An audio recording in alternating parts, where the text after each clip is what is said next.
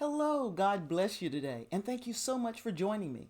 The title of our video today is A Loving Savior Who Woos Those Who Fail.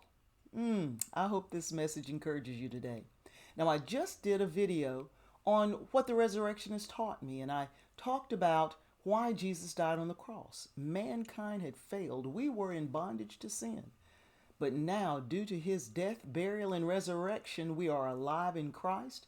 We are free from the bondage of sin, but we do occasionally still fail him. But we have a loving Savior who woos us continually back to him.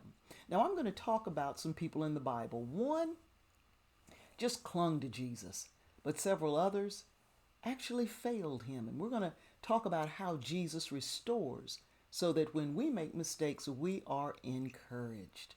Now, the individual who clung to Jesus was Mary Magdalene.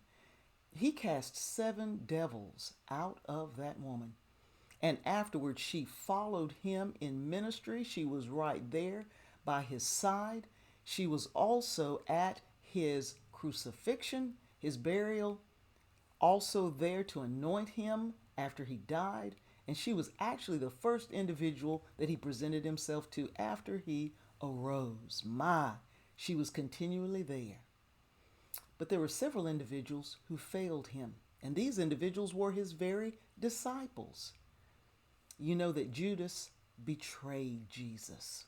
You know that Peter followed along as Jesus was in the crucifixion process for a while, but then he backed away and denied him 3 times. The rest of the disciples just fled. But what was Jesus' response to all of this?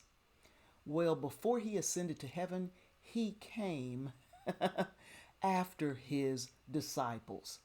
Now it says in the Gospels, in a couple of them, that Jesus rebuked them for their doubt and fear, but all the Gospels say that he blessed them and he gave them a commission to go into all the world and to preach the gospel. Now with Peter, he specifically came to Peter and restored him, saying, "Peter, do you love me?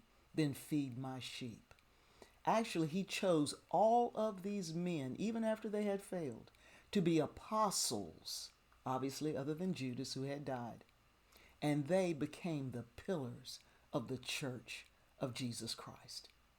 And actually, this is the theme of the prodigal son story that we see in the Bible. Here we learn that we can be restored to the Father. He comes for us with open arms. You know, I often counsel individuals that tell me when I was 12 years old or when I was 14 years old, I knew the Lord. My grandmother or my mother introduced me to Jesus, and I, would go to church, but then life happened and I backed away. You know what I can tell these individuals to a person? God remembers when you were 12 years old, when you were 14 years old. And yes, his son Jesus is beckoning you to come back to himself. Oh, what a message of encouragement to us. When we fail, we do have a Savior who comes for us and desires for us to come back close to him. All you have to do is ask the disciples, ask the prodigal son. You know what? Ask me. I hope you will remember this message and then go and tell others the good news. I want to thank you for listening. This is just Iris. Please think on these things.